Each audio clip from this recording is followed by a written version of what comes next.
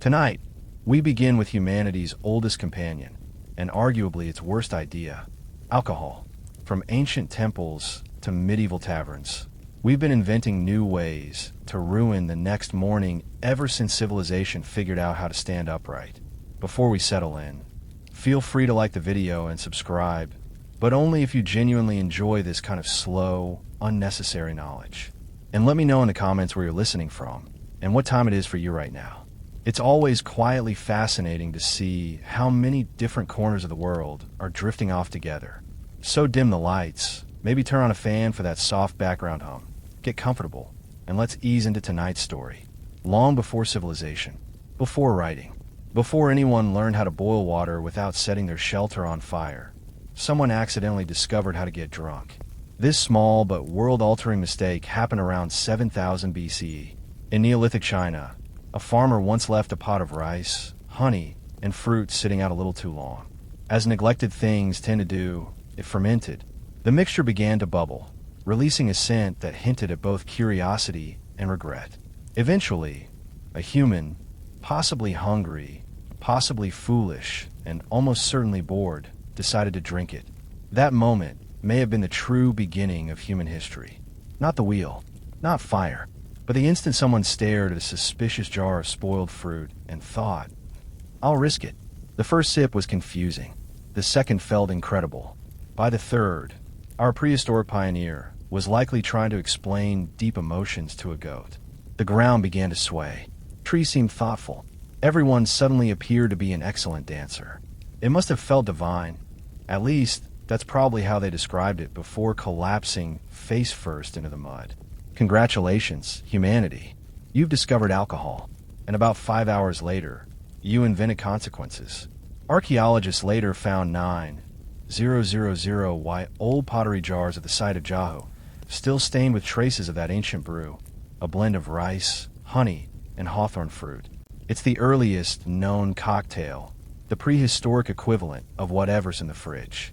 Chemical analysis confirmed it was fermented, which means this wasn't an accident anymore. It was the beginning of a tradition. Someone got drunk, survived it, and decided to do it again on purpose. And thus, the world's first hangover arrived. The next morning, our ancient innovator woke up in a puddle of their own choices, dehydrated, dizzy, and inventing the first known excuse. It must have been something I ate. This wasn't just a drink. It was humanity's first coping mechanism, a portable vacation from reality, long before there were jobs, taxes, or neighbors to blame. So yes, while later civilizations would build pyramids, write laws, and split atoms, this is where it truly began. One forgotten jar, one bad decision, and one species realizing that sometimes oblivion tastes pretty good. If you ever needed proof that humans have their priorities backward, look no further than Mesopotamia. Around 4000 BC, while the rest of nature was evolving for survival, humanity invented beer, and only afterward thought, you know what might go well with this? Food. Yes, beer came before bread. People were brewing barley long before they figured out how to bake it. Archaeologists found ancient tablets showing Sumerians joyfully drinking from large communal pots through straws, because even then, nobody wanted to share germs. These weren't small cups either. Imagine a group of adults hunched over what looks like a muddy punch bowl, sipping in silence and pretending it's a spiritual experience. That was civilization's first happy hour. The Sumerians didn't just drink beer. They built an entire belief system around it. They had a goddess of brewing named Ninji, because of course they did. Her hymn, yes, there's a hymn, doubles as a recipe for beer. It's probably the oldest surviving homebrew guide on Earth. Modern civilization began not with philosophy, but with a tipsy choir praising a divine bartender. Beer wasn't a luxury. It was essential infrastructure. Water in ancient Mesopotamia wasn't exactly safe. It was more of a health gamble. But beer, brewed and fermented, was purified by boiling and alcohol content. In other words, drinking beer wasn't irresponsible. It was the healthiest choice available. Imagine explaining that to your doctor today. Daily rations included beer for everyone. Workers, priests, even children. And it wasn't the fizzy golden stuff we know now. It was thick, sweet, and full of floating barley bits. Archaeologists describe it as nutrient-rich. Modern translation, drinkable oatmeal with a buzz. And yet somehow this murky brew fueled the world's first cities. People farmed, built temples, and wrote ununiform tablets, all while maintaining a steady state of mild intoxication. Which explains why half of early Sumerian laws sound like they were written at closing time. So yes, beer built civilization. Not logic, not language, not ambition. Just a group of dehydrated farmers solving the world's problems, one foamy bowl at a time. If Mesopotamia invented beer, Egypt turned it into a lifestyle. By 3000 BCE, the Nile Valley had mastered the art of getting tipsy before lunch. Beer wasn't a treat. It was daily nutrition. It appeared at breakfast, prayer, wages, and funerals. Technically, you could live your entire life fueled by bread, onions, and beer, which explains why most ancient Egyptians looked both busy and perpetually tired. For the common people, beer was cheap and thick, more of a liquid porridge than a drink. It was brewed from barley and emma wheat, sweetened with dates, and poured into clay jugs that probably hadn't been cleaned since the reign of the last guy. Still, it was safer than Nile water, which came with bonus parasites. The average peasant drank 2 to 3 L a day, which means half of Egyptian civilization was built by people who were quietly buzzed. Even children drank it, not because ancient Egypt was wild, but because sober hydration wasn't an option. When the water gives you dysentery, beer for breakfast starts to sound perfectly reasonable. Parents would fill clay cups for their kids and send them off to school like it was orange juice. And we wonder why math was invented elsewhere. The upper class, meanwhile, preferred wine, the official beverage of people who didn't do manual labor. Pharaohs imported it from Syria and Greece, stored it in ornate jars, and pretended it was a symbol of refinement instead of grape juice gone rogue.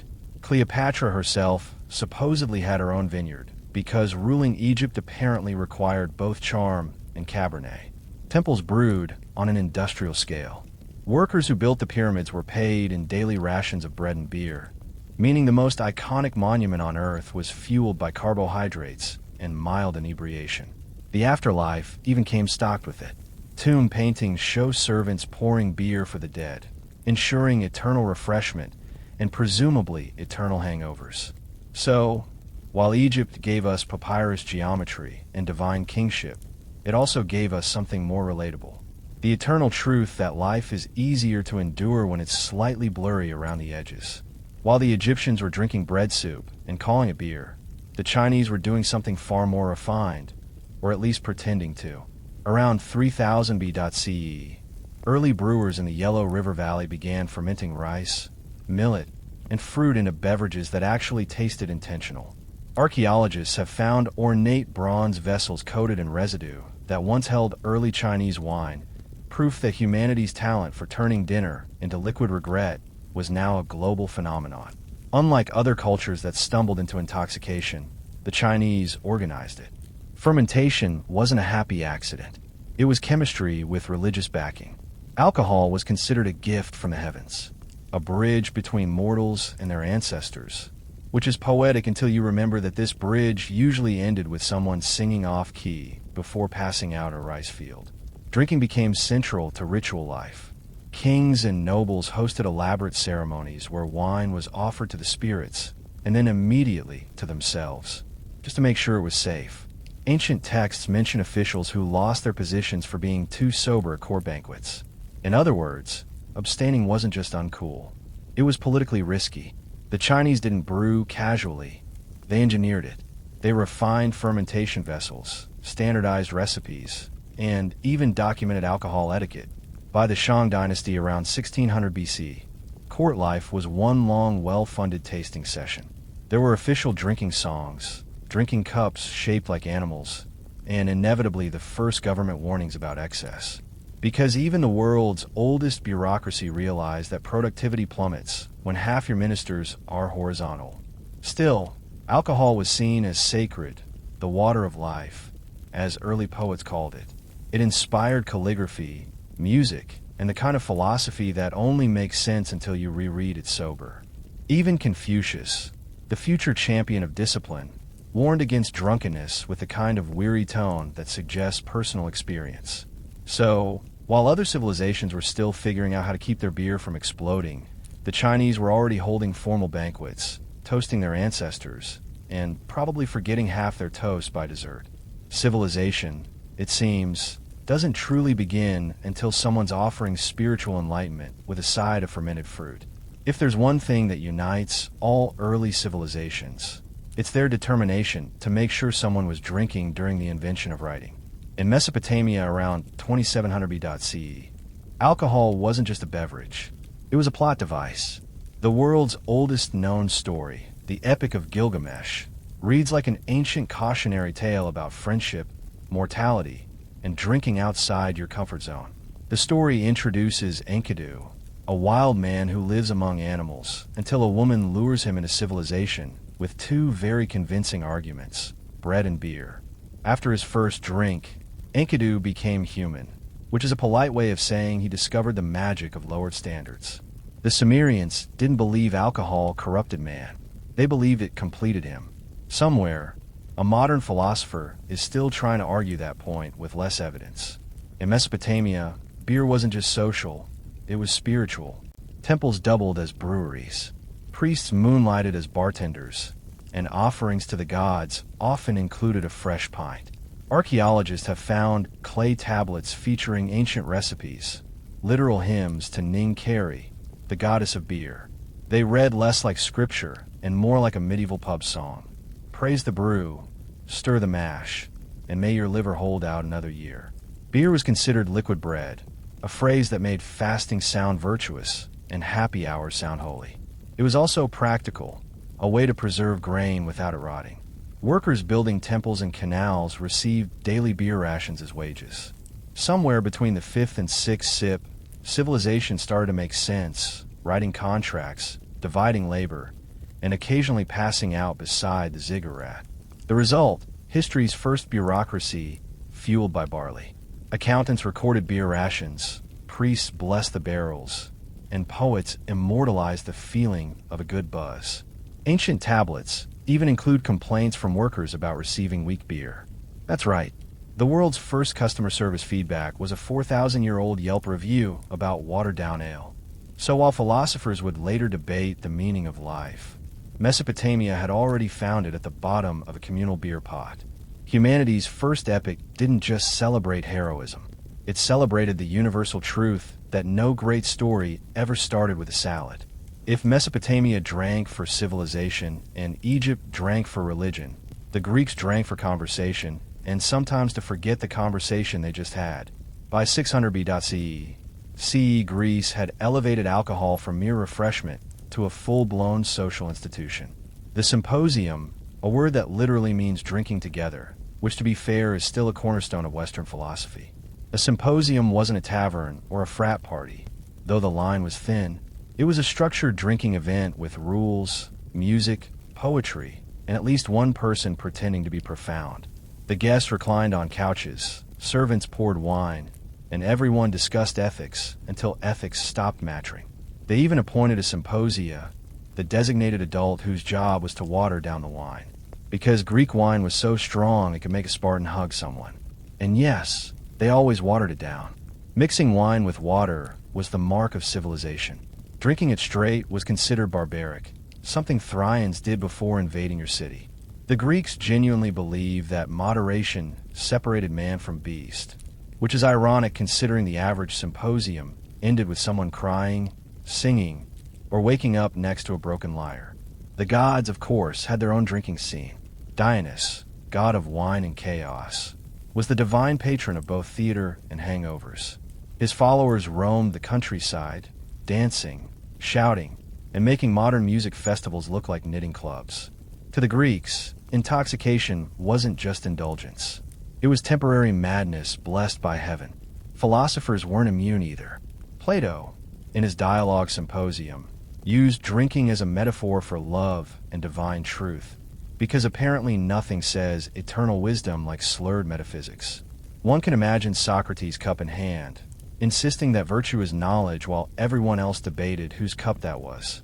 The Greeks did, however, give the world its first recorded hangover cure, eating cabbage before drinking. It didn't work, but it did confirm humanity's eternal optimism in the face of bad decisions. So, Yes, the Greeks mixed logic with wine, reason with chaos, and gave birth to Western philosophy between refills. Civilization had discovered something crucial. Deep thought is always easier when you can blame it on the alcohol.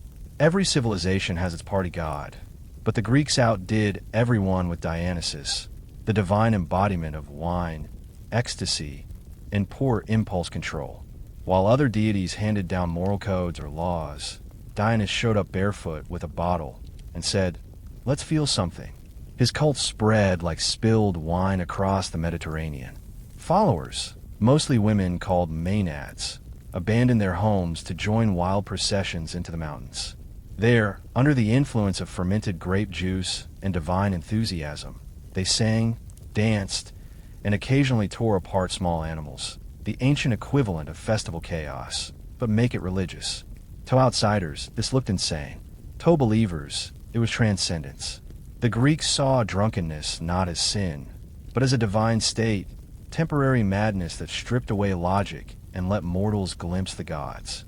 In short, Dionysus was history's first spiritual excuse for bad decisions. His festivals, the Dionysia, were wild, joyful, and mandatory. They started as wine-soaked parades and ended up inventing theater. Yes, Western drama literally began as a drinking festival. Tragedy and comedy were born in the same place. Someone once shouted, "Who drank all the afore?" Actors wore masks, choruses sang hymns, and playwrights competed for prizes, all while the audience maintained a polite level of intoxication that modern critics would call immersive participation. But Dionysus wasn't all party. His myths warned that rejecting joy was dangerous. King Pentheus tried to ban his cult, calling it indecent, which ended poorly when the maenads, in a frenzy, mistook him for a lion and solved the problem violently. Moral of the story: never get between a Greek and their weekend plans. For the philosophers, Dionysus represented the chaos inside the human soul, the opposite of Apollo, god of order. Together, they symbolize the eternal tension between reason and instinct. Or to put it less academically, the voice that says be responsible and the other that says one more won't hurt. In Dionysus, the Greeks found both creation and destruction, the bliss of losing control and the hangover that follows enlightenment. Civilization needed both gods. After all, without Apollo, we'd have no structure. Without Dionysus, we'd have no stories worth telling. When it came to alcohol, the Romans didn't just drink. They industrialized it. If the Greeks drank for philosophy, the Romans drank for everything else. Politics, religion, hygiene, and boredom. They had a saying, "In veneno veritas," in wine there is truth, which probably explains why so many Roman truths ended with bad decisions and new emperors. Wine was the fuel of the empire.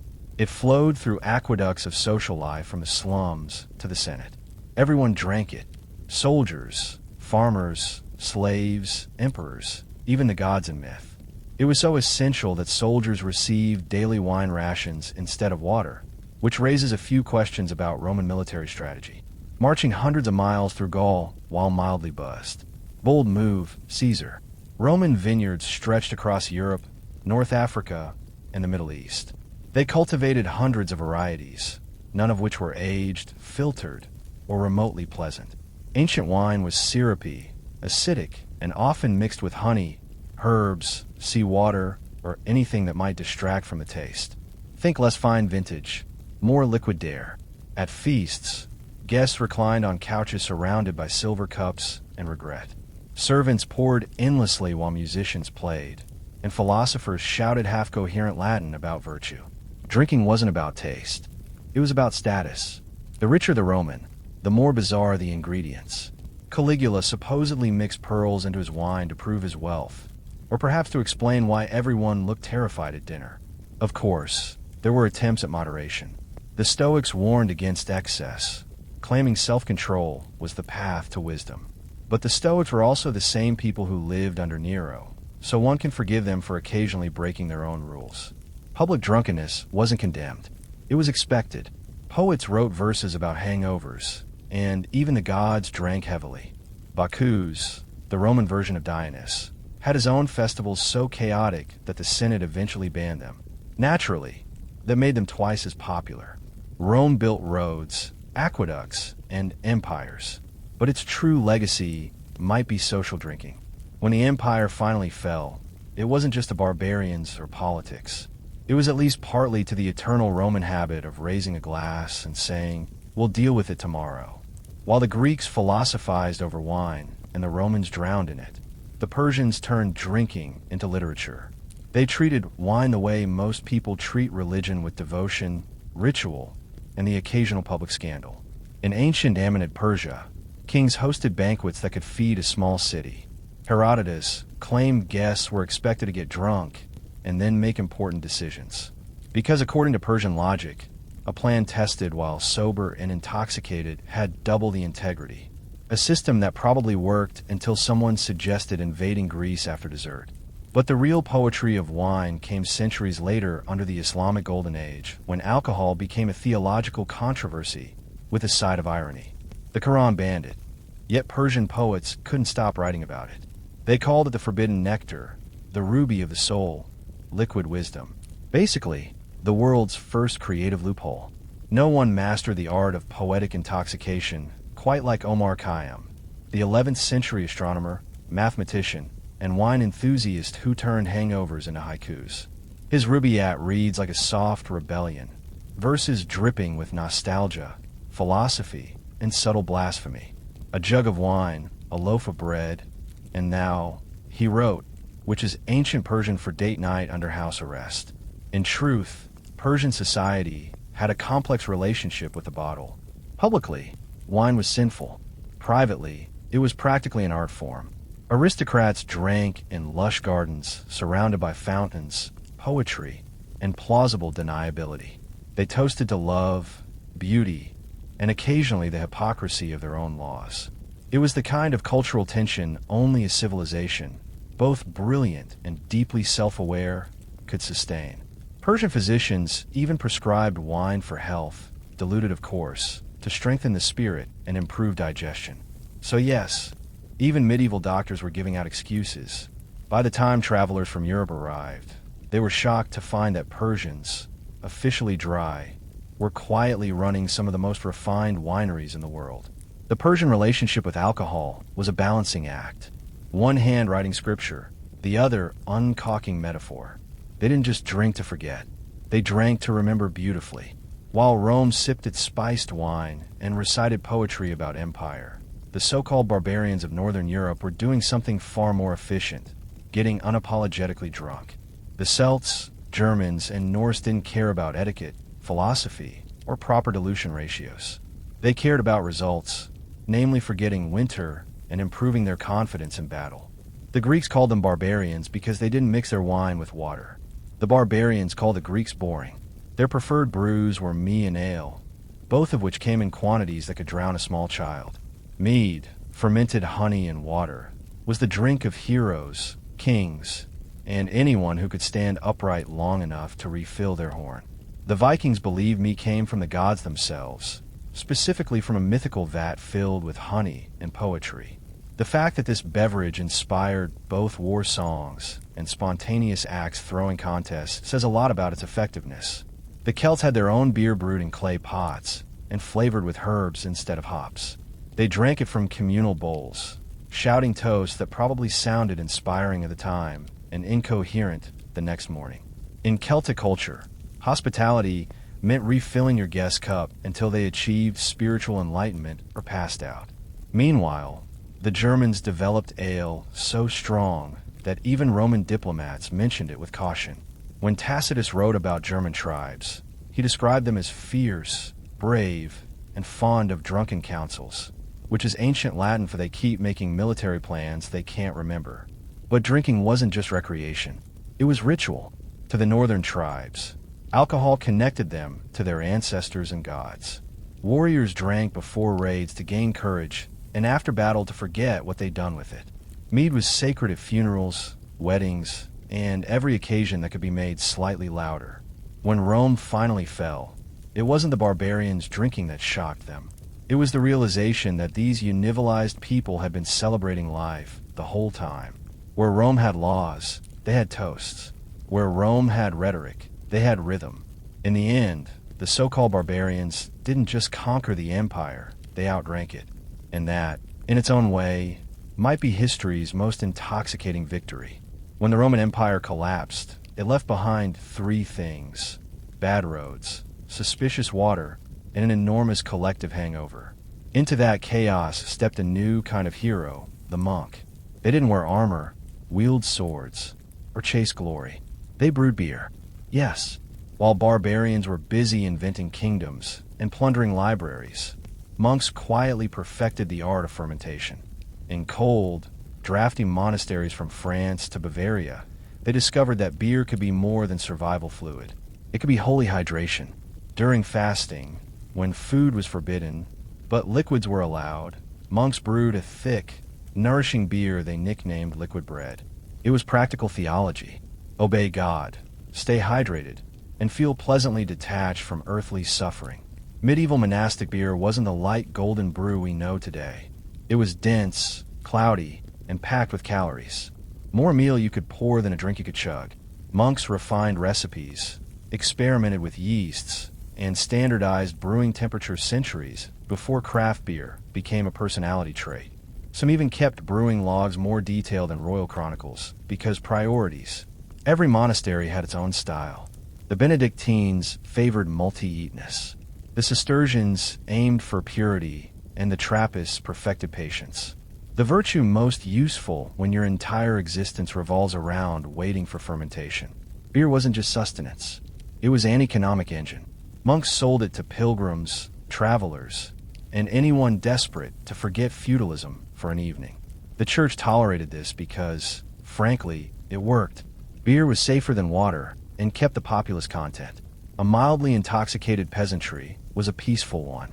And since monasteries controlled production, holiness stayed comfortably profitable. Some historians credit these monks with saving beer itself. Without their careful record-keeping, brewing might have vanished alongside Roman plumbing and dental hygiene.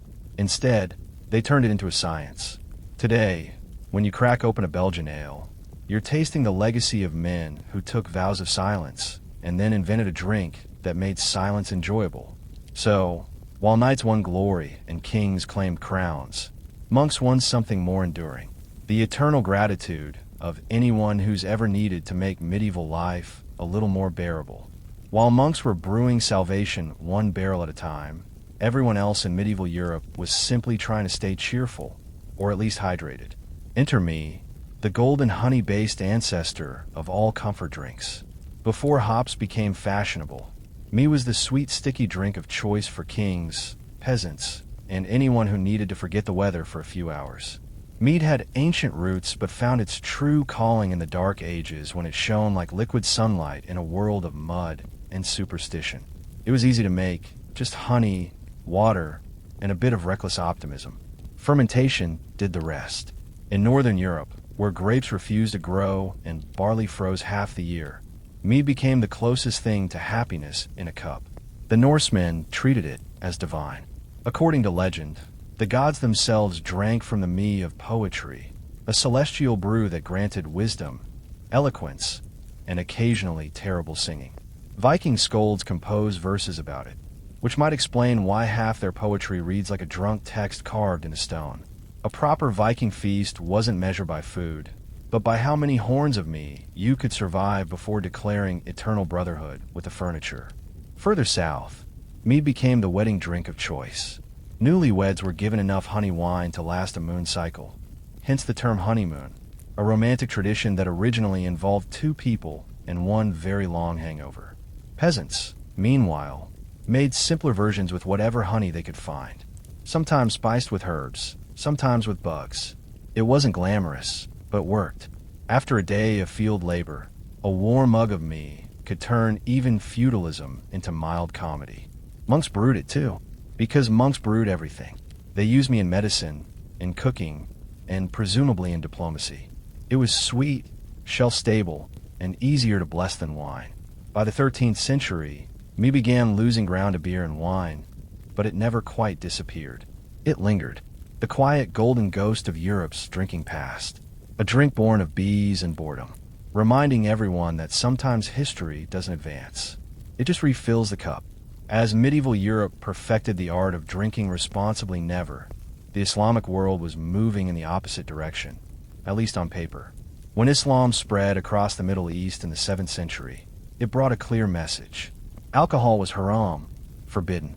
In theory, that should have ended centuries of intoxication. In practice, it turned drinking into one of history's longest-running links. Before Islam, the Arabian Peninsula already knew its liquors.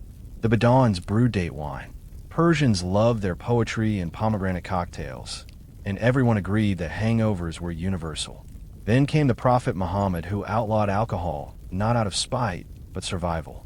Drunken camel races were ending poorly, and someone had to be the adult in the room. The early caliphs enforced sobriety with admirable effort, but the empire grew faster than its rules. From Spain to Persia, local customs proved resilient. Court poets kept writing suspiciously passionate odes to wine, which they insisted was a metaphor for divine love. Of course, that divine love also made you hiccup, sing, and confess things to total strangers. Nowhere was the contradiction more delicious than in Baghdad. By the 9th century, it was the center of art, science, and polite disobedience. The Abbasid caliphs officially banned wine, but kept private gardens where fountains didn't always flow with water. The poet Abu Nuwas, Baghdad's most charming menace, filled entire volumes with verses about drinking under moonlight. Lines so beautiful that religious scholars spent centuries arguing whether he was being spiritual or sarcastic. Meanwhile, physicians prescribed wine for digestive harmony. Sufis used intoxication as a metaphor for mystical union, and merchants quietly traded grapes behind mosques. The official stance was sobriety. The unofficial one was curiosity. By the 12th century, Islamic chemists had even refined distillation, producing early forms of spirits, though they mostly called it medicine to avoid awkward questions. Ironically, the word alcohol itself comes from Arabic, alol meaning the essence, the language that banned it also gave a name. So yes, the Islamic world went dry officially. Unofficially, it just learned to pour its rebellion into verse. By the 13th century, Europe had finally sobered up just enough to invent the tavern, a public house where everyone could drink together, argue about taxes, and forget they were peasants for a few glorious hours. It was democracy before democracy, only louder and slightly stickier. Taverns became the social engine of medieval life. Lords had castles, priests had cathedrals, but ordinary people had the pub. You didn't need wealth or pedigree to enter, just a thirst and enough coins to make it past the door. Inside, the floor was straw, the air was smoke, and the rules were simple. Drink, sing, and pretend your problems were the king's fault. They popped up everywhere along trade routes, near markets, beside churches, because convenience matters. For travelers, taverns were lifesavers. For locals, they were therapy with a handle. It was the one place where a blacksmith could debate theology with a monk, a farmer could complain about rent to a knight, and everyone could agree the ale tasted better last week. Wives, women who brewed and sold beer, ran many of these establishments. They were entrepreneurial, fierce, and often accused of witchcraft, mostly because their success made men uncomfortable. Their trade signs, broomsticks, cats, and cauldrons later inspired much of the witch imagery we know today. So yes, medieval feminism smelled faintly of hops. Taverns also became the birthplace of politics. Revolution doesn't start in palaces. It starts wherever someone's shouting, "You know what we should do?" over a third mug of ale. From the peasant uprisings of England to the conspiracies that shaped Renaissance Italy, history's boldest ideas often began in places with questionable sanitation. Authorities hated taverns for exactly that reason. Kings feared sedition, priests feared sin, and innkeepers feared running out of beer. Still, taverns survived every crackdown because shutting down drinking in the Middle Ages was like banning rain. It just moved locations. By the end of the 15th century, taverns weren't just hangouts. They were culture. They gave Europe its gossip, its folk songs, its revolutions, and perhaps most importantly, its first public bathrooms of sorts. Civilization had finally created a place where everyone could gather, disagree, and stumble home together. By the late Middle Ages, Europe had spent the better part of a millennium drinking its way through disease, famine, and theology. When the Renaissance arrived, everyone simply traded me for wine and called it progress. The new age of reason was, ironically, soaked in alcohol. Scholars debated astronomy, anatomy, and metaphysics, usually over a jug of something fermented. Da Vinci drank in moderation. Michelangelo preferred wine to water, and Erasmus joked that no one could think clearly on an empty stomach or a dry throat. Civilization was sobering up intellectually, not physically. The printing press spread knowledge, but taverns spread opinions faster. Coffee houses hadn't arrived yet, so beer remained Europe's unofficial Wi-Fi. It connected merchants, artists, sailors, and anyone who could still afford a cup. New beverages were appearing, too. Distilled spirits from alchemists' labs, sweet wines from the Mediterranean, and early tonics that claimed to cure everything except hangovers. The age of exploration also became the age of exporting alcoholism. European ships carried wine, rum, and brandy to every corner of the known world, ensuring that no civilization would ever again suffer the tragedy of sobriety. Colonial merchants made fortunes on sugar and spirits, and sailors drank enough rum to keep scurvy away, or at least not care about it. At home, drinking became social performance. Royal banquets featured fountains that flowed with wine, because nothing says divine right like sticky floors. Henry VIII brewed his own ale, proving you can dismantle a church and still be very committed to home brewing. Meanwhile, peasants continued their eternal tradition, drinking the same weak ale and pretending not to notice that nothing had changed.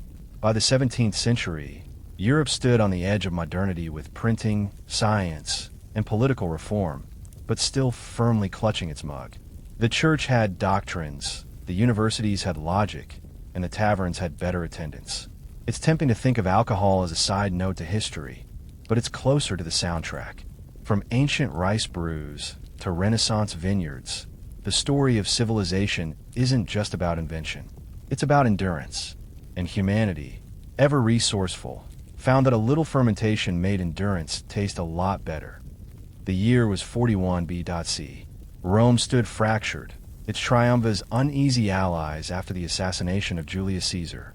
Mark Antony, the brilliant but impulsive general, had been sent east to restore order and secure loyalty among Rome's provinces. Yet beyond politics awaited a woman who could alter the course of empires, Cleopatra Ieth, Queen of Egypt.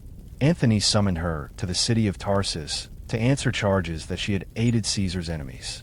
It was a power play, Rome reminding Egypt who ruled the Mediterranean. But Cleopatra had no intention of appearing as a supplicant.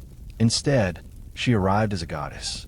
Her barge sailed up the Cydnus River, draped in purple sails that caught the sun like molten gold. Perfume wafted across the water, and musicians played as attendants fanned her throne. She reclined beneath a canopy of gold cloth, dressed as Isis incarnate, the goddess of fertility and power. When Antony finally laid eyes on her, the balance of power shifted. He had faced legions, conspiracies, and kings, but never a woman who could command silence with a glance. Cleopatra understood performance better than any ruler of her age. She knew that perception was power, and she crafted her entrance as carefully as Rome forged its swords. Antony, both soldier and sensualist, found himself enthralled. The two dined together that night in a spectacle that outshone any Roman triumph. Banquets of roasted peacocks, jeweled goblets brimming with wine, and laughter that lingered until dawn. Yet beneath the silk and gold was strategy. Cleopatra's throne was precarious. Egypt depended on Rome's favor for survival. Aligning with Antony could secure her kingdom's future and her son Caesarion's claim as the heir of Julius Caesar. Antony, meanwhile, saw in her not only a lover, but an ally of immense wealth and mystique.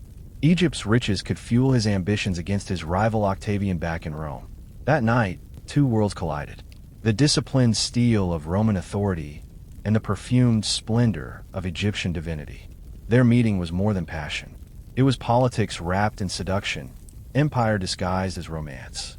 And from that first encounter, neither would ever rule or love the same way again. In the weeks that followed, Mark Antony remained in Cleopatra's orbit, first as a guest, then as something far more intimate. Their alliance grew not merely from desire, but from shared ambition. Antony saw in Cleopatra the embodiment of everything Rome had lost: grandeur without restraint, wealth without guilt, beauty entwined with power. Cleopatra in turn saw in him the instrument of her political survival, a man who could restore Egypt's influence in the Mediterranean and secure her son's future. Antony was captivated by the queen's intellect as much as her allure. Cleopatra was fluent in multiple languages, quick with wit, and utterly fearless in debate. She could discuss philosophy with the same ease that she ordered fleets into the Nile.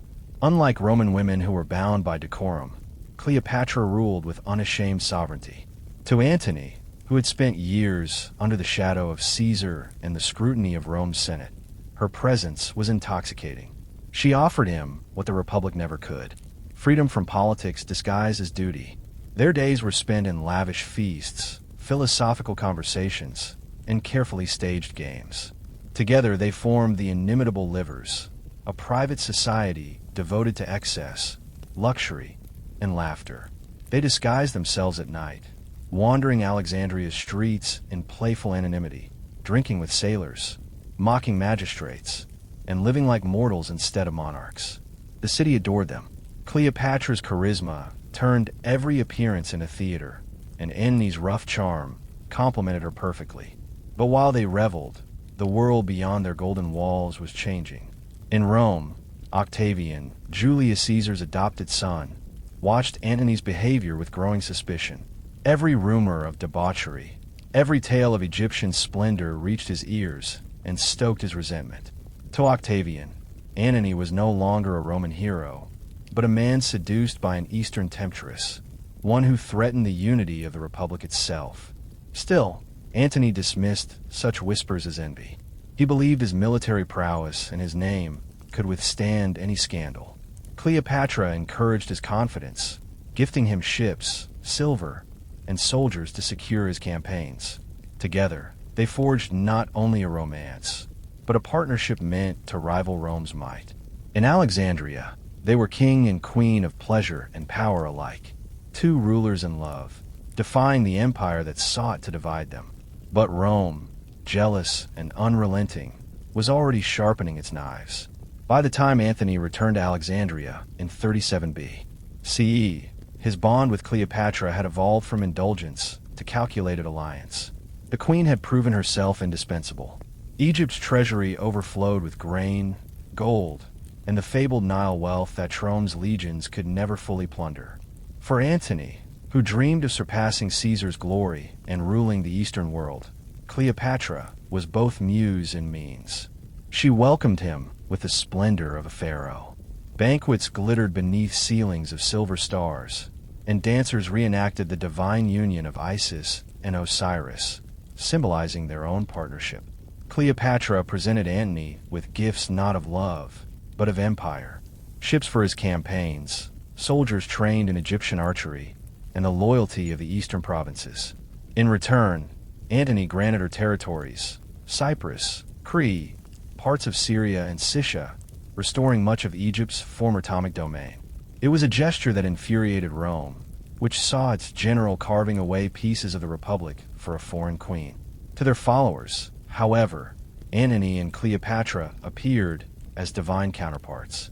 He is the new Dionysus, god of wine and conquest. She is Isis, the mother of kings.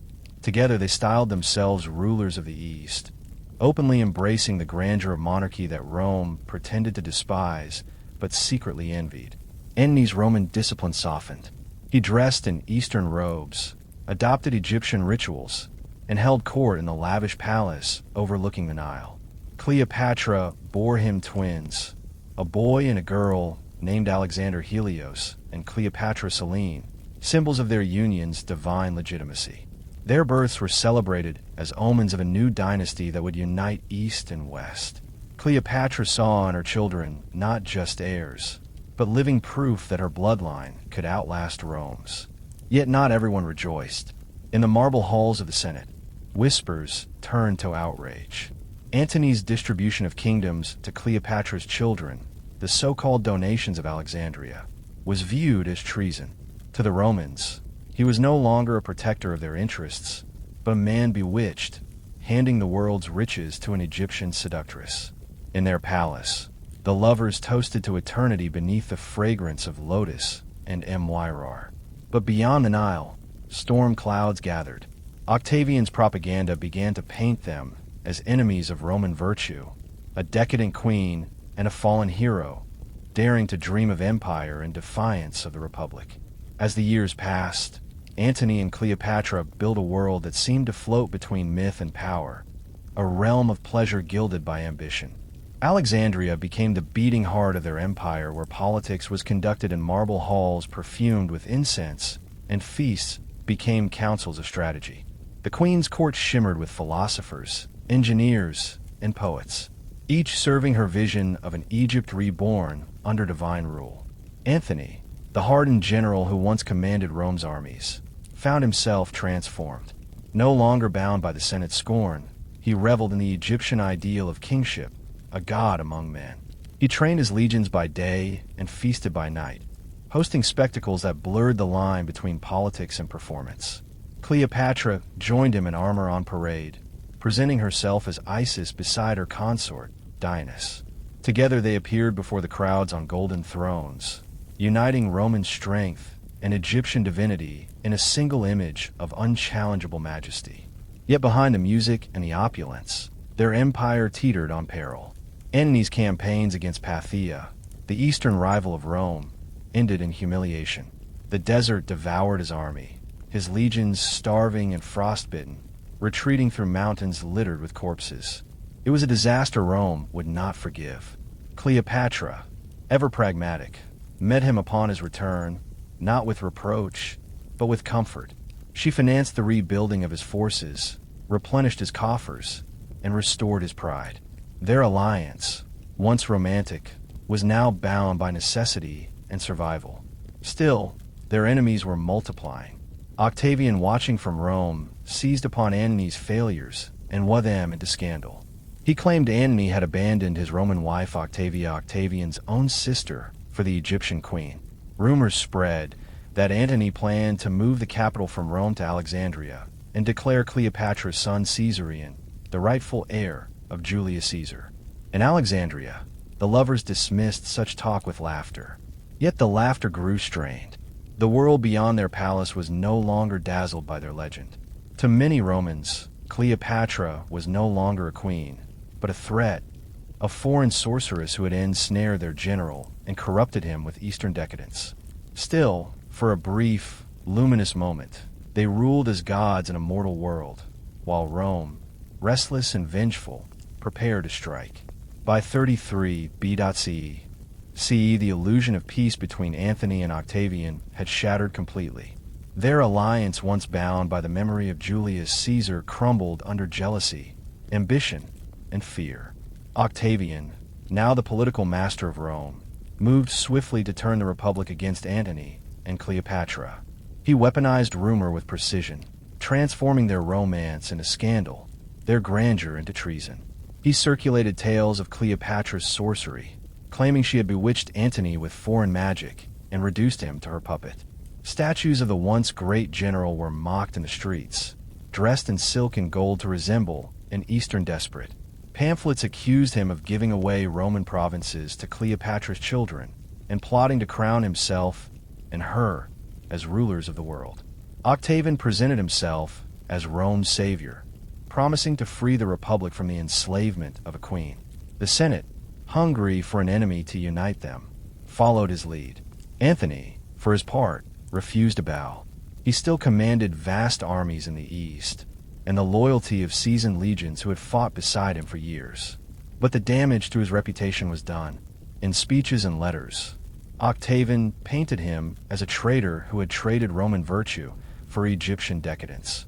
Even Antony's friends in the Senate began to withdraw, fearful of sharing his fate. Cleopatra understood propaganda, as well as any Roman. She urged Antony to act decisively, to strike before Octavian could consolidate his power. But Antony hesitated, torn between two worlds.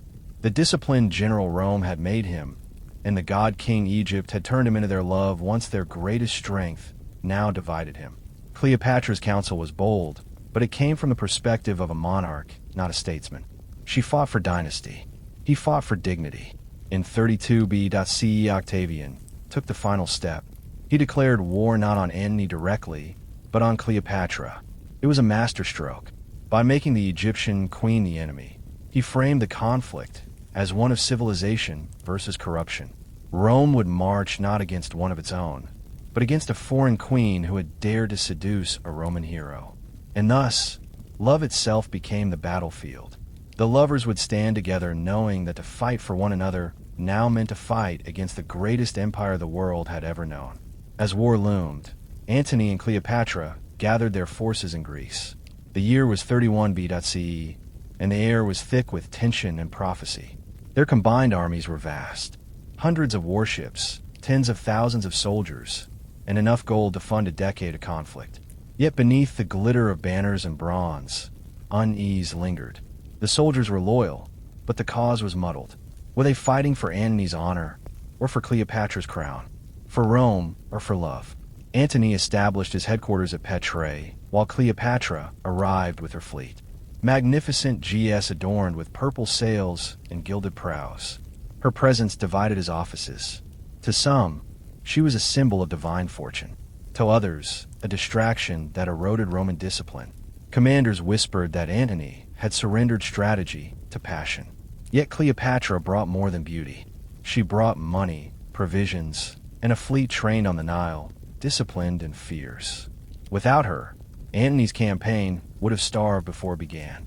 Their enemies, led by Octavian and his brilliant Admiral Agria, advanced methodically.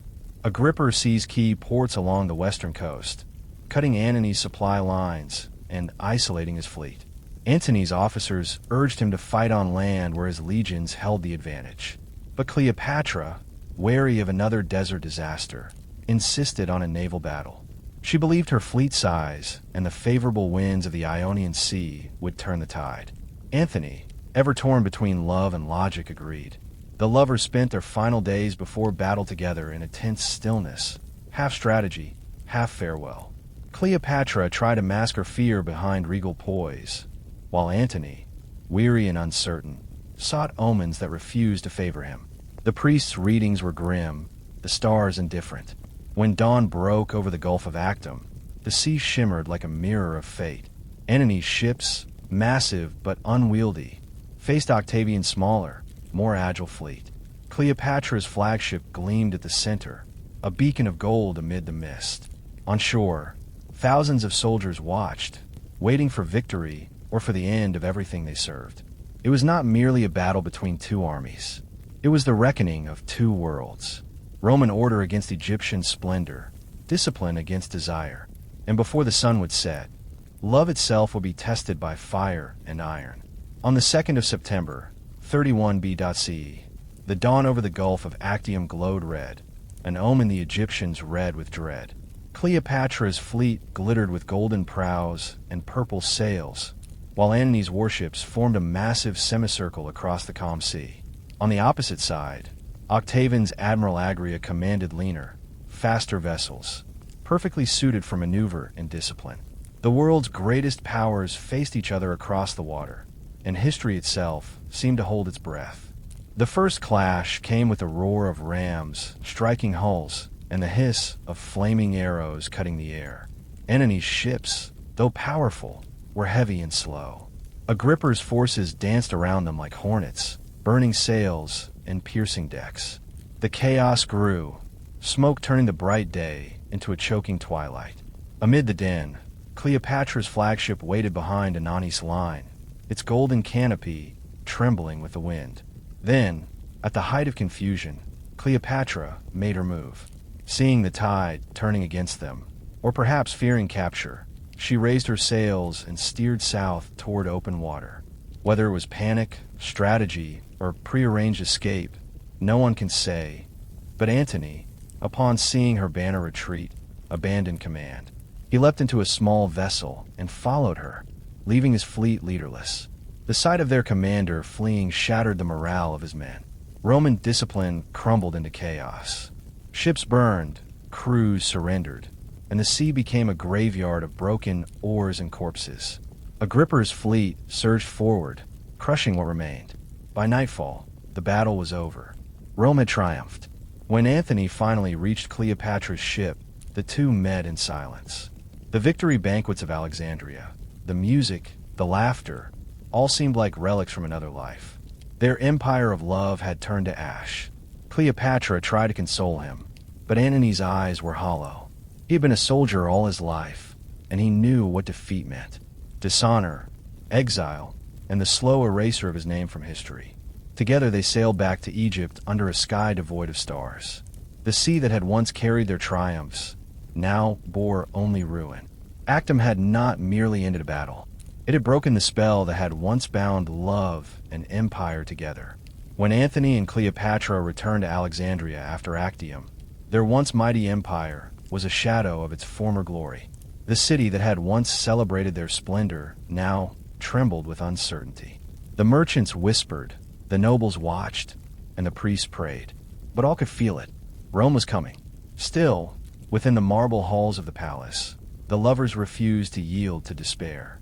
Cleopatra filled the courts with music and incense, determined to maintain the illusion of power, even as the world collapsed around them. Antony, once the lion of Rome, was broken. He rarely appeared in public, choosing instead to train what troops remained with grim determination. He still had the loyalty of a few thousand men, but his spirit was fading. Cleopatra tried to rekindle his strength, reminding him of his victories, of his name, of his legend. But Antony knew that Octavian's shadow stretched too far to escape. In his heart, he understood that their story was nearing its end. Cleopatra, however, was not done fighting. She began secret negotiations with Octavian, sending emissaries bearing gold and promises. Her message was simple. Egypt would surrender peacefully if her children and throne were spared. She hoped to save her dynasty, even if her love could not be saved. Octavian, cold and deliberate, listened. He admired her intellect, but distrusted her motives. To him, Cleopatra was not a queen, but a symbol, a serpent to be displayed, not reasoned with. Antony soon learned of these secret talks. Betrayal, or at least the illusion of it, cut him deeper than any sword. Rage turned to despair. Love turned to silence. The palace, once filled with laughter, now echoed only with footsteps and the distant sound of waves breaking against the harbor walls. Outside Alexandria, Octavian's legions marched closer, their banners glinting in the desert sun. The Nile Delta filled with the rumble of war machines and the scent of dust and iron. Cleopatra ordered her fleet burned to prevent its capture. Flames devoured the last symbol of their defiance, casting black smoke into the Egyptian sky. As night fell over Alexandria, Cleopatra stood upon her balcony and looked toward the west, toward Rome, toward destiny. She knew that her reign, her love, and perhaps even her life would not see another sunrise. The final act was about to begin. By the summer of 30 BC, the sands of Egypt had turned red with Rome's advance. Octavian's legions closed in on Alexandria from every direction, their banners gleaming beneath the relentless sun. Cleopatra's forces, outnumbered and demoralized, began to crumble.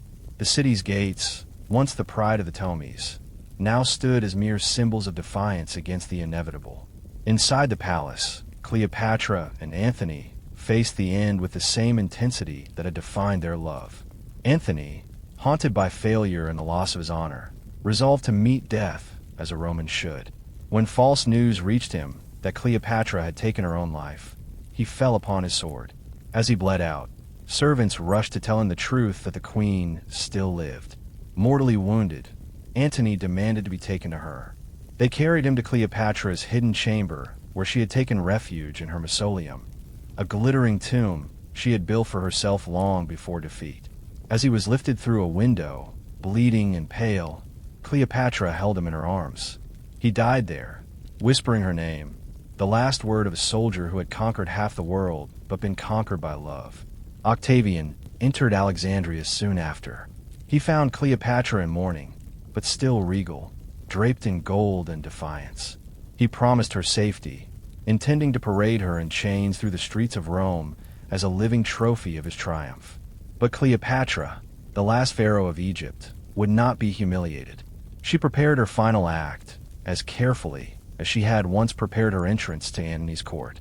On the 12th of August, she adorned herself in royal robes and seated herself upon her throne one last time. At her feet lay a basket of figs, harmless to the eye, deadly within. Concealed among them was the asp, the sacred serpent of Egypt, symbol of divine royalty and death. As it bit her, Cleopatra remained silent, her face serene. She died as she had lived on her own terms between history and myth.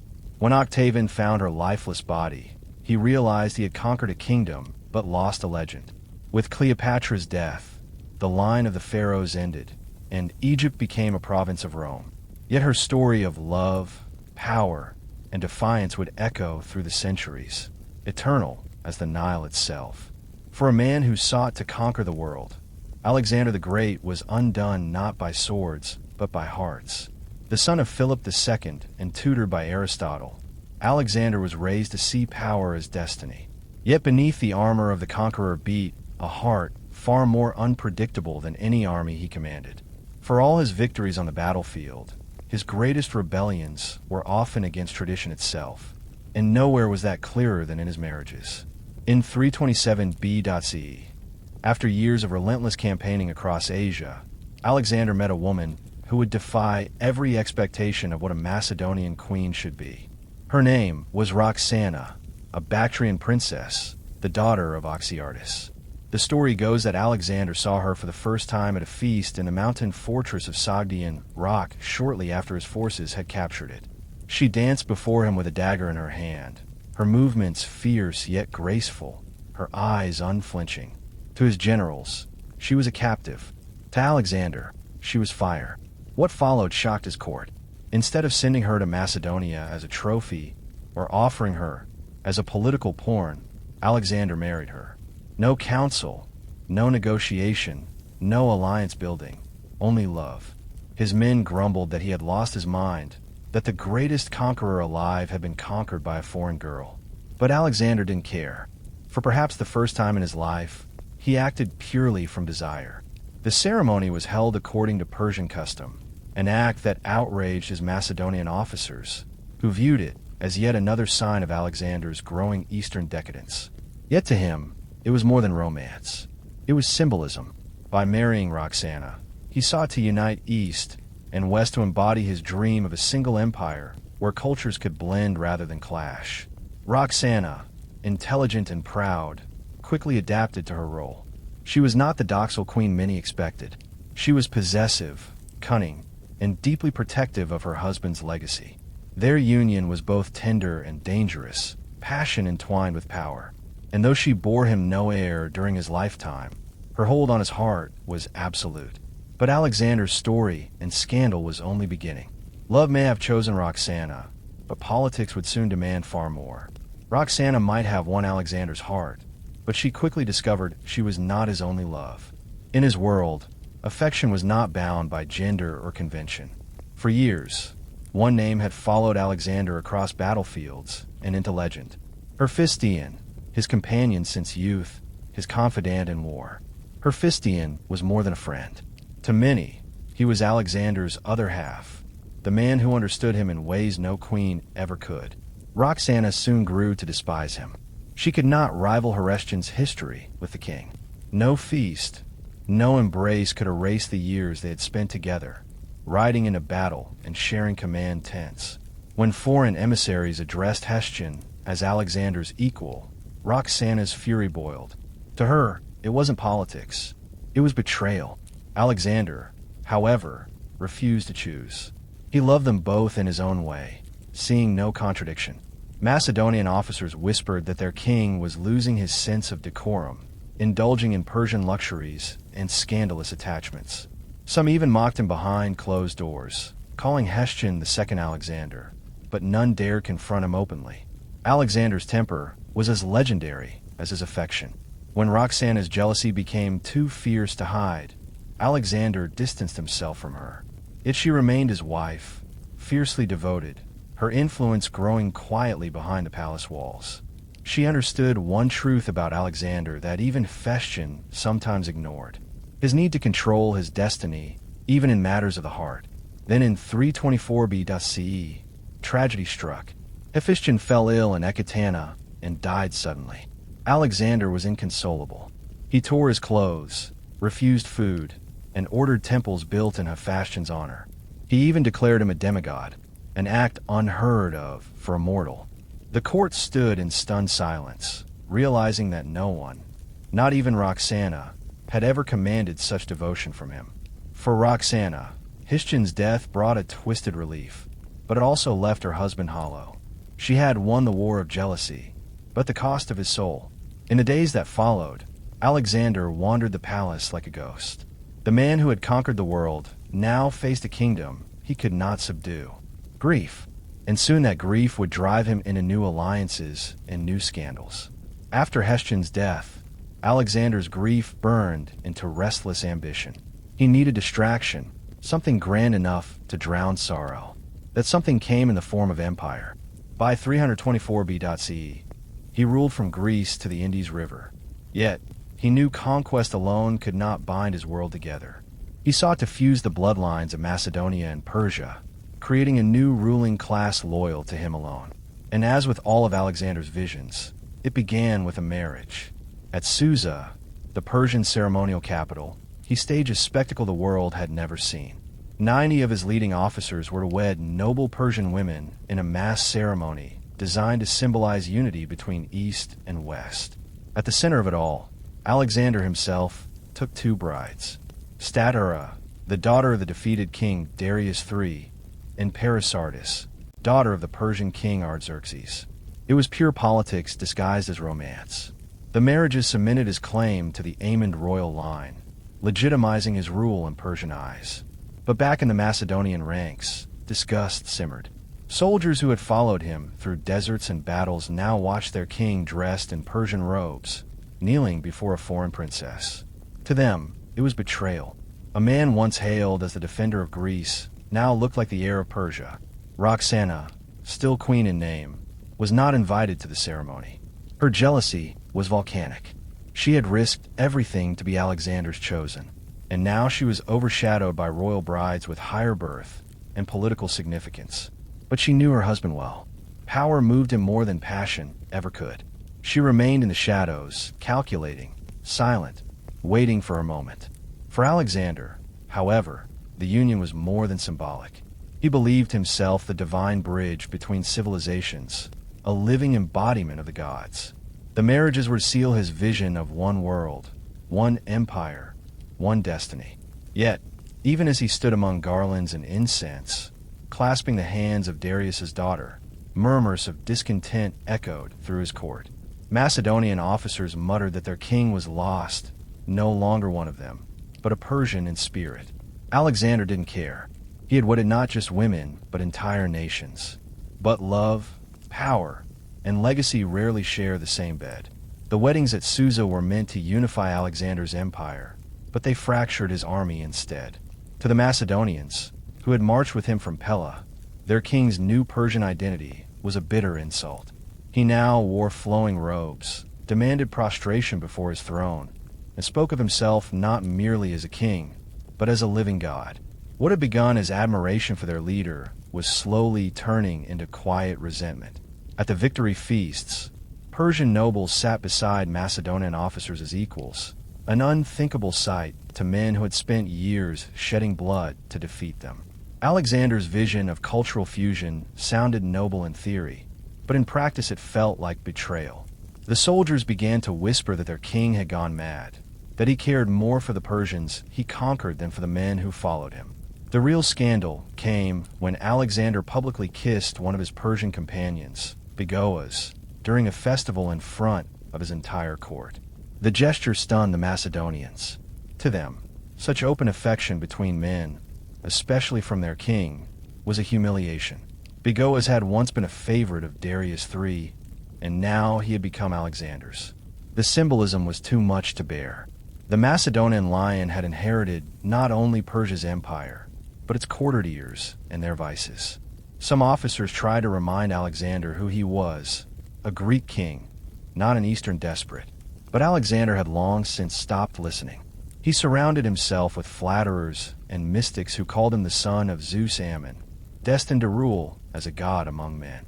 Those who resisted his transformation often met grim fates. Clitus the Black, one of his oldest companions, was slain by Alexander's own hand after daring to criticize him during a drunken quarrel. By the time the army reached Babylon, the divide was complete. The soldiers worshipped their general, but no longer understood their king. To them he was lost, consumed by Persian luxury, blinded by love and ambition. But Alexander saw something they could not. An empire bound not by swords, but by marriage, ritual, and faith. His vision was magnificent, terrifying, and utterly his own, and it was about to consume him. Roxana's silence after the Susa weddings was not forgiveness. It was calculation. She had watched Alexander take 2 Persian princesses as wives before the eyes of the world. And though she smiled for ceremony, her fury ran deep. She had once been the only woman in his life, the symbol of his love beyond politics. Now she was a shadow beside 2 royal brides with greater lineage and richer dowries. But Roxana was not a woman who accepted defeat quietly. While Alexander celebrated unity, Roxana studied survival. She knew that in this new empire of blended cultures, the most dangerous battles were fought in the bedroom, not the battlefield. Her rival, Staterera, the daughter of Darius, was a symbol of Persia's royal bloodline, a woman whose very existence legitimized Alexander's rule. Roxana understood what that meant. If Alexander died, Staterera's son could one day inherit the empire. Roxana could not allow that. Her patience ended when Alexander fell ill in Babylon in 323 BC. As the king's strength faded, the court fractured, generals whispered, wives waited, and ambitions bloomed in every corridor. When the conqueror of the world finally died, chaos erupted. Roxana moved with terrifying precision. She summoned Staterera and her sister to Babylon under the guise of reconciliation, then had them both murdered. Their bodies were quietly buried, their names erased. Roxana's child with Alexander would now be the only heir to his legacy. It was a ruthless act, but in the world Alexander had built, mercy was a weakness. The same woman who had once danced before him with a blade in her hand now wielded it in his absence. Macedonian officers turned pale at the rumor of her deed, yet none dared to challenge her. She was, after all, the mother of Alexander's son, and in the fragile order left behind that gave her power few could touch. Still, vengeance came at a price. Roxana gained an empire's throne, but lost the love that had once defined her. In her attempt to protect her place in history, she became the very thing she had once feared, a pawn of politics, a queen surrounded by ghosts. Alexander had conquered nations. Roxana conquered the aftermath. The empire Alexander left behind was as vast as it was unstable, stitched together by blood, ambition, and love gone wrong. After his death, the so-called successors, his generals, tore the world apart in their struggle for power. But amid this chaos, one haunting reminder of his vision remained: the widows of Susa. The grand marriages that had once symbolized unity were now cursed relics. Most of the Macedonian officers abandoned their Persian wives the moment Alexander's body grew cold. They saw the unions for what they had always been: political theater. The grand dream of fusion between East and West dissolved into resentment and betrayal. For every Persian woman left behind, there was a Macedonian general eager to forget the experiment. Staterera, Alexander's Persian bride, was already dead, slain by Roxana's jealousy. But whispers of her ghost spread among the Persian court. Some said her spirit wandered the palace corridors of Babylon, mourning the husband who had wed her for an empire rather than for love. Her death became legend. The first blood spilled in the disintegration of Alexander's dream. Roxana, now mother of the king's only legitimate heir, Alexander IVH, found herself surrounded by vultures. Generals who had once bowed to her husband now looked at her child as a pawn, a symbol to legitimize their own power grabs. She remained guarded, sharp, and ruthlessly aware that the world her husband built was turning against itself. In the east, Persian nobles lamented the loss of the Amanid line.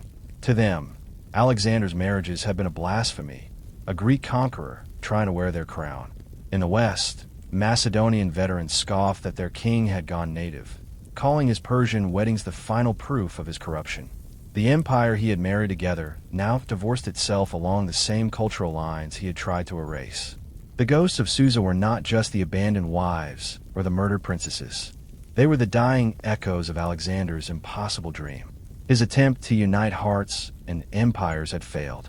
What remained was grief, betrayal, and the slow unraveling of everything he had once held sacred. After Alexander's death, Roxana became both queen and prisoner. A woman trapped in the empire her husband had built, but could no longer hold together.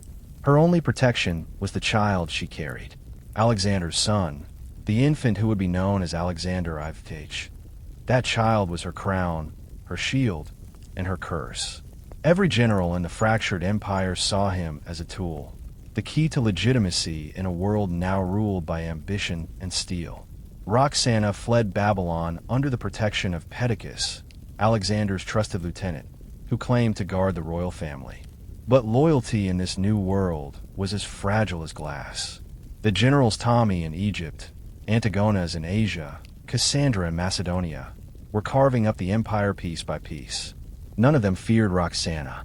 They feared the name her child bore. The boy represented unity, something none of them could allow to survive. Still, Roxana played her part shrewdly. She projected the image of a grieving widow, meek and loyal.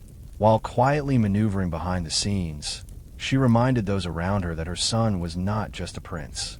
He was the living blood of Alexander the Great, born of both Macedonian and Persian lines. It was a story she wielded like a weapon, invoking the memory of the man no one dared openly betray. But time was cruel. The world had no place for a child king or a queen without an army. Perdiccas was soon murdered, and with his death, Roxana lost her last true ally. She and her son were taken to Macedonia, placed under the protection of Cassandra, a man whose smile concealed the patience of a serpent. For years, Roxana kept the boy hidden, teaching him tales of his father's greatness, whispering that one day he would reclaim his birthright. Yet deep down she knew the truth. Alexander's empire was dead, and so was the dream that had once bound it. By the time her son reached adolescence, Cassandra no longer needed symbols. Quietly, efficiently, he ended the last chapter of Alexander's bloodline. Roxana and her son were executed in secret. The world moved on, and the widow who had once ruled the greatest empire on earth vanished, leaving only legend in her place.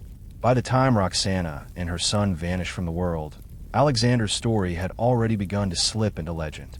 His empire had splintered. His generals had crowned themselves kings, and the dream of a united world lay in ruins.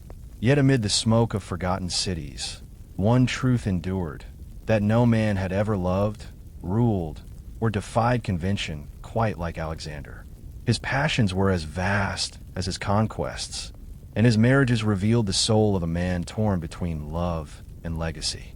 The people of his empire told different stories, depending on where they lived. To the Persians, Alexander was the foreign god king who had tried to blend their bloodlines with Macedonian steel. To the Greeks, he was the tragic genius who lost himself to Eastern decadence. And to his soldiers, the men who had followed him through deserts and across the Hindu Kush, he was something far stranger, a man too human to be a god, yet too godlike to be fully human. His loves, too, became part of that mythology. Roxana, the wild beauty from the mountains, came to symbolize passion, love at first sight, fierce and doomed. Stati, the daughter of Darius, represented diplomacy and empire, the marriage of conqueror and conquered. And somewhere in between stood Ephion, the soulmate, the mirror of Alexander's own restless heart. Together they formed the trinity of his desire, the lover, the queen, and the companion, each embodying a different facet of who he was. The Macedonians, who once mocked his Persian customs, later told tales of divine signs at his wedding, of omens that foretold his death and glory. Poets in Alexandria compared him to Achilles and Patroclus, while Persian storytellers claimed that Roxana's child would one day return as a god reborn. Even centuries later, Roman emperors and medieval kings would look to Alexander's life for inspiration and to his loves for warning. For in the end, Alexander's marriages were more than scandal. They were prophecy. They revealed the cost of vision, the price of uniting worlds that were never meant to merge. His empire perished. His wives died. His son was silenced. But the legend of the man who loved too boldly, ruled too widely, and lived too fiercely would never die. In the centuries that followed his death, Alexander became more myth than man. Historians chronicled his victories. Poets praised his courage, and rulers across continents sought to claim his bloodline or his blessing. But the stories that lingered most vividly were not only about the cities he burned or the kingdoms he built.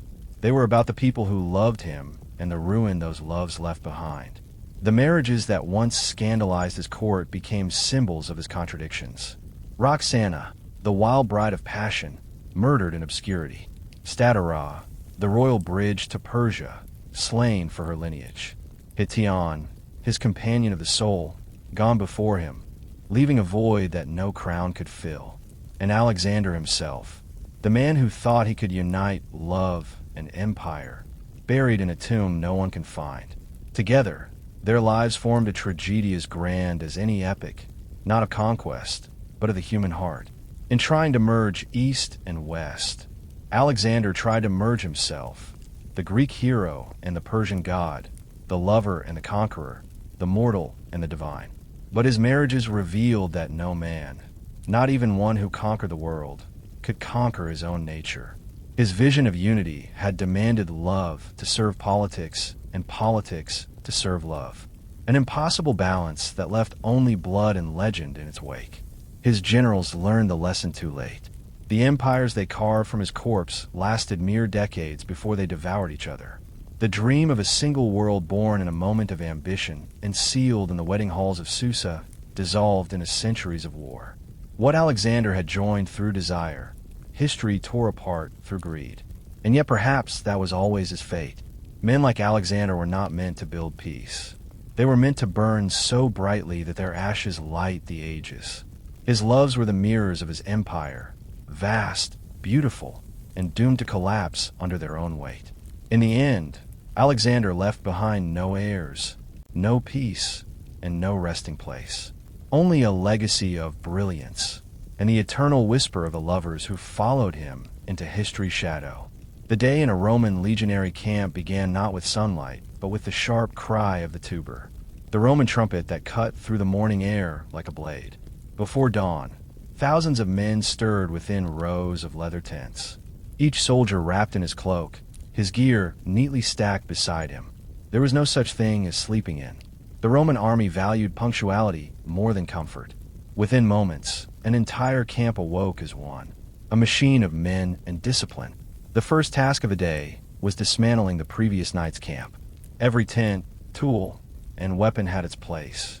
Legionaries moved with mechanical precision, folding leather tents, gathering stakes, and packing the camp's portable altars. Fires were doused, ashes buried. Not even a scrap of waste was left behind. To an untrained eye, it might have looked like chaos, but to Rome, it was art. Order forged from routine. Soon came breakfast. Usually cold bread, cheese, and water or sour wine, eaten quickly and in silence. Officers barked orders while centurions paced the lines, checking that every man was properly equipped. Helmets gleamed, sandals were strapped tight, and shields rested against packs that could weigh nearly 30 kilograms. Each soldier carried his own kit, cooking tools, stakes for palisades, rations, and personal gear. Rome didn't rely on servants. The legionary was the army. Then came the march. The cornicen blew another signal, and like clockwork, the legions fell into formation. The standard-bearers raised the eagles high, and the column began to move. Thousands of iron-clad feet striking the earth in unison. Dust rose, birds scattered, and the sound of marching boots rolled across the land like thunder. They would walk for miles before stopping. The empire's unstoppable tide, inching forward one measured step at a time. Yet before nightfall, they would build again. A new fortress rising from the ground with the same precision as the last. Every camp, every trench, Every wall was part of the rhythm of empire. This was the secret of Rome's strength. Not just its swords, but its discipline. Even at dawn, when the world still slept, the legions were already at work, turning wilderness into civilization, one trumpet call at a time. Once the last trumpet call faded, the march began, not in chaos, but in flawless precision. A Roman legion on the move was the most disciplined sight the ancient world had ever seen. Tens of thousands of men, each carrying nearly half their body weight in armor and gear, moved in tight formation along roads carved by their own hands. The column stretched for miles, but every step, every pause, and every command followed the same rhythm, as if the entire army shared one heartbeat. The order of march was sacred. Scouts rode ahead to secure the route, followed by engineers and surveyors who measured distances and marked where the next camp would be built. Behind them came the vexillari, the standard bearers, carrying banners that identified each unit. Then came the legionaries, shoulder to shoulder, their shields strapped to their backs, and their armor clinking in unison. The sound was hypnotic: iron, dust, and determination. Each man carried his world with him. His sassina, the marching pack that contained tools, rations, spare sandals, stakes for palisades, a cooking pot, and a few personal tokens. The soldiers called themselves Mui Marani, Marius's mules, after the general, who had once reformed the legions to carry their own burdens. They grumbled, but they carried on. Complaining was allowed, stopping was not. Centurions marched at the edges of the column, their vine staffs ready to strike at anyone who broke formation. Discipline was absolute. If a soldier dropped out without permission, he risked lashes or worse. The Romans believed that fear and pride kept men in line, and both were present in abundance. The heat of the day brought exhaustion, dust stuck to sweat, and armor bit into shoulders. Yet the legions marched relentlessly, often covering 20 m before noon. To them, hardship was routine, comfort was weakness. Even the generals, including Caesar himself, often walked beside their men, showing that Rome's greatness was built not by nobles, but by endurance. When the day's journey ended, no rest awaited them. The second trumpet would sound soon, the signal that marked the next stage of their endless ritual.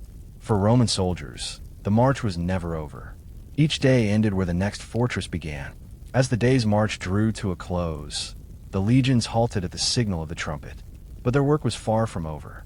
The moment a suitable spot was chosen, ideally a flat area near water and away from ambush points, the Roman army transformed from a marching column into an army of engineers. Every evening they built an entire fortified camp from scratch.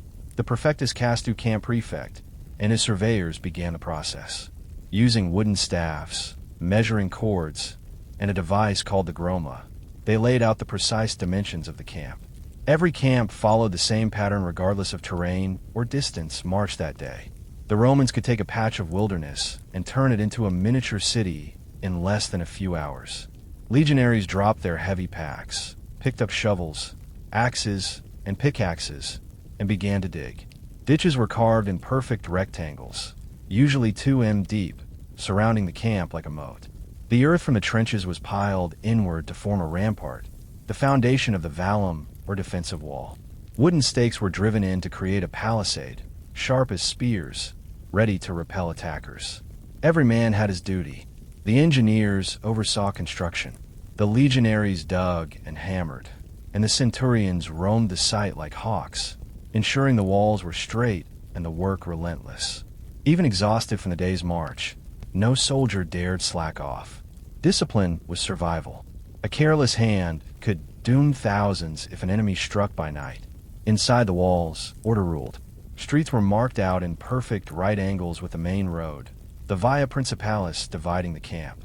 The general's tent stood at the center, surrounded by headquarters, armories, and granaries. Each cohort had its designated space. Every tent lined up as neatly as a row of tiles. When the final stake was hammered and the trench completed, the tuber sounded again.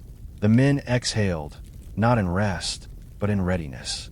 Fires were lit, guards posted, and sentries took their stations. From above, a Roman camp glowed like a pattern of stars, geometry forged in discipline and iron. Every night, They built safety with their own hands. Every dawn they would tear it down again. As twilight settled, the newly built fortress pulsed with order and routine. Within the freshly dug walls of the camp, there was no confusion, only purpose. Every street, tent, and pathway had meaning, laid out with mathematical precision. The Romans did not merely camp. They constructed civilization wherever they stopped. At the very center stood the Torium, the commander's tent. It was larger than any other, marked by standards fluttering in the evening breeze. Here the general would plan the next day's march, issue orders, and dine surrounded by his officers. Maps were spread across wooden tables. Candles flickered against bronze armor, and decisions that would shape empires were made over bread and wine. Around the Torium lay the administrative heart of the camp, the Principia, where records were kept, pay distributed, and messages received. It also served as a shrine for the legion standards, sacred emblems that soldiers swore to defend with their lives. Losing a standard was considered worse than death. Regaining one could redeem an entire legion's honor. To one side stood the Quaestorium, a guarded area holding the army supplies, food, weapons, siege tools, and the treasury. Every item was counted, sealed, and recorded. The Romans understood that war was not won by swords alone, but by logistics. Grain and discipline were as vital as courage and steel. Farther out, rows of leather tents filled the camp, perfectly aligned like the streets of city. Each contubernium, a group of 8 soldiers, shared one tent and a small cooking area. Here men joked, argued, and mended gear. The smell of woodsum, smoke, and boiled lentils drifted through the air. Laughter mixed with the clang of armor being repaired and the rhythmic scrape of wet stones on blades. Evening meals were humble: barley porridge, cheese, dried meat, and watered wine. Yet for men who had marched for miles and dug for hours, it was a feast. Centurions walked the lines, ensuring discipline, while engineers checked fortifications. Every sound had order, every task a reason. As night deepened, torches burned in even intervals, casting long shadows across the camp streets. The Torium glowed faintly at its heart, a reminder that this was not just a resting place, but a living fortress, beating in perfect Roman rhythm. As the camp settled into evening, the daily rhythm of a Roman legionary continued, one built on order, repetition, and endurance. There was no leisure, only the illusion of rest. Every action, even the simplest, had its place within the structure of military discipline. After constructing the fortifications, soldiers turned to maintenance. Armor had to be polished, weapons sharpened, and shields inspected for cracks. Neglect was not tolerated. Rust and dull edges could mean death in battle.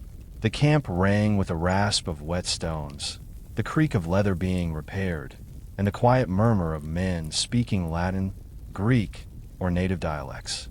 1,000 tongues bound by the same iron code. Dinner came next. Each conternium, a group of 8 men, gathered around their small fire to cook a shared meal. The food was simple: barley porridge, beans, cheese, sometimes a piece of salted pork. It wasn't much, but it was consistent, and in the Roman army, consistency was survival. Soldiers carried their own cooking tools, their own grain, and even their own mills. A Roman legion was self-sufficient, a mobile city that fed, armed, and maintained itself without depending on local supplies. Once fed, the men cleaned their area meticulously.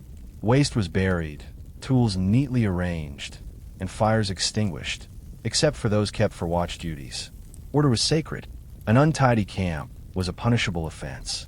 The centurions made their rounds, inspecting tents and checking lists. They were the backbone of the army, hard men who enforced Rome's will with both courage and cruelty. As dusk deepened, the tuber sounded again, the signal for the evening watch. Guards took positions along the ramparts and gates, their torches flickering against the new walls they had built only hours before. Beyond the camp's perimeter stretched wilderness, forests, hills, or barren plains filled with the unknown. Inside, all was control. Outside, chaos waited. Before sleep, prayers were offered. Some soldiers whispered to Mars for strength, others to household gods far from home. Then came silence, a heavy, disciplined stillness broken only by footsteps of centuries and the distant hoot of owls. For the legionary, peace was not the absence of war. It was the brief calm between trumpet calls. As darkness blanketed the camp, the illusion of rest gave way to vigilance. The Romans never slept carelessly. They understood that danger did not vanish with daylight. Each night, strict order governed who watched, who slept, and who would answer for failure. The Vigilier Nocturni, or night watches, divided the hours between sunset and dawn into 4 shifts. Every soldier knew when he was to guard, and every centurion knew that a single mistake could destroy them all.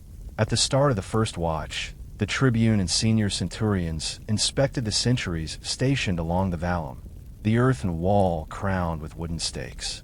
Torches flickered across the perimeter, their glow bouncing off iron helmets.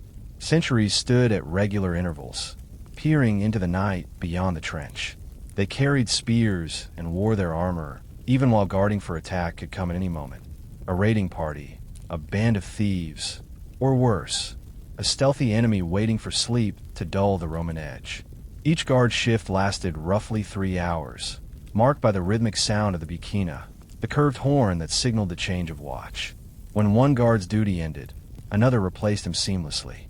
No shift was ever empty. No gate was ever unwatched.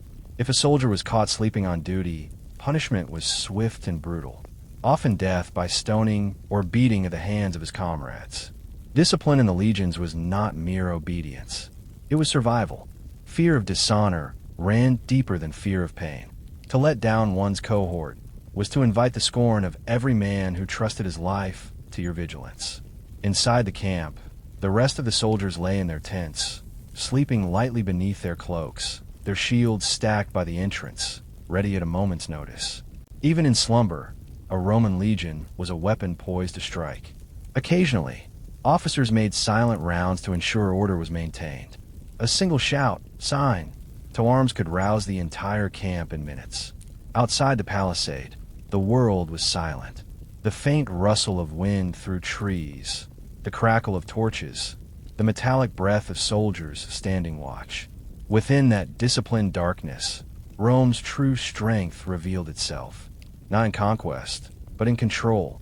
Before dawn, the camp stirred once again to the sound of the tuber. To the legionary, morning meant movement, and movement meant dismantling everything he had built the night before. Rest was temporary. Permanence belonged only to Rome itself.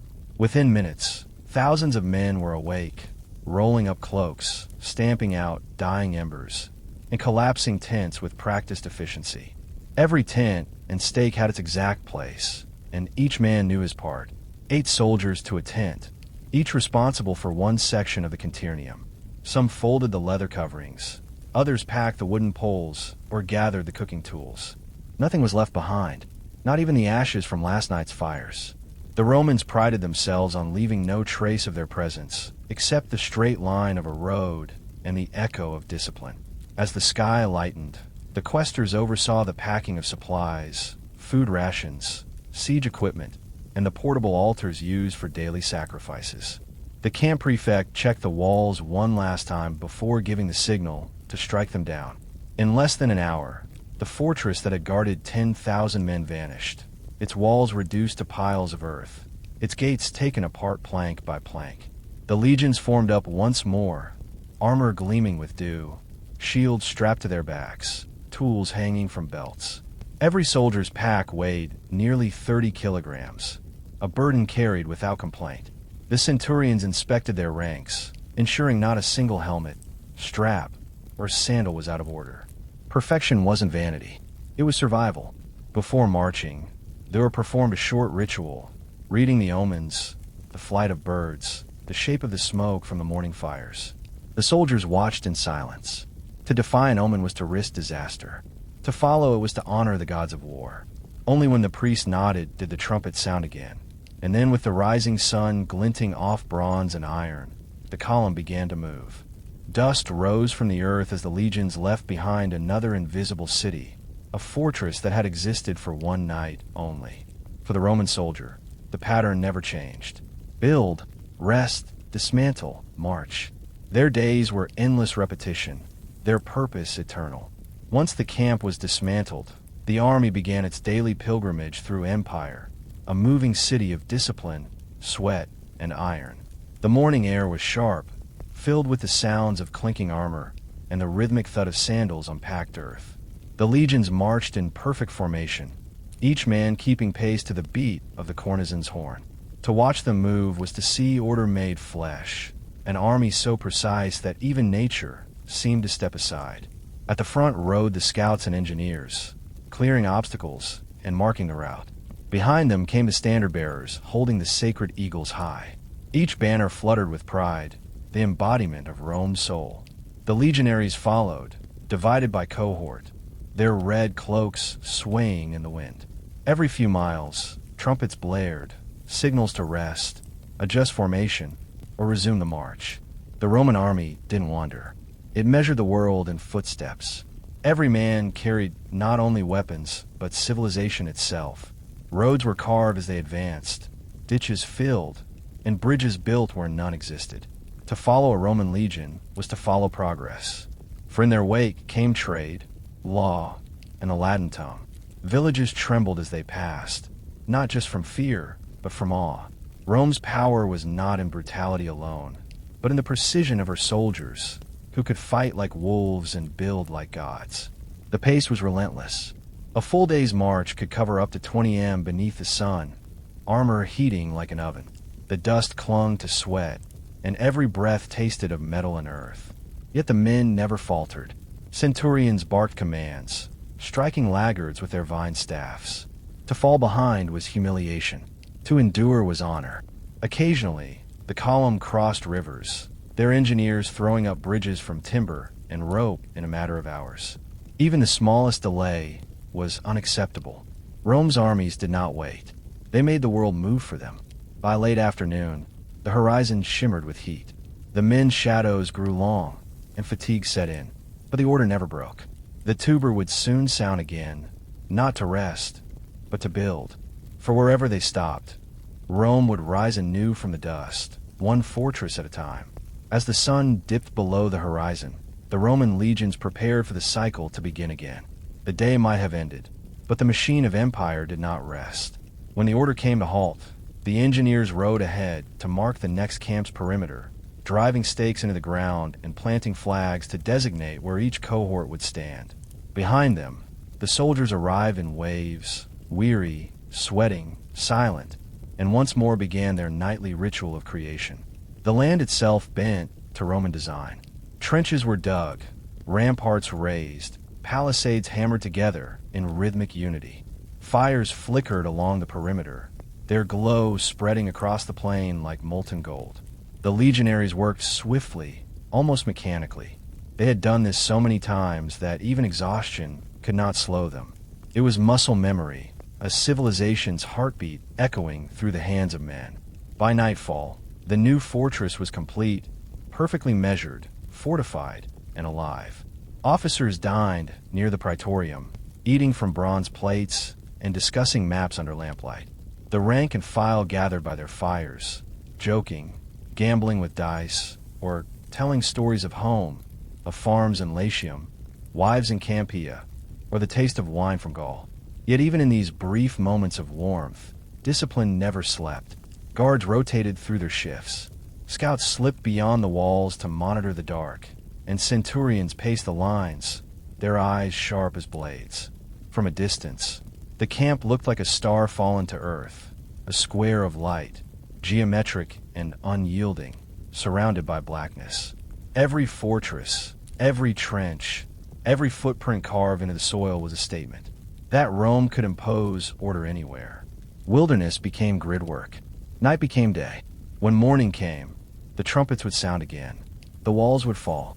The camp would vanish. And the army would move on, leaving behind nothing but the faint imprint of perfection. For the Roman legionary, life was an endless march between creation and destruction, between chaos and command. This was how Rome conquered the world, not merely through war, but through habit, through the rhythm of men who built a fortress each night, tore it down each dawn, and called it peace. The empire slept in no bed because Rome itself never slept.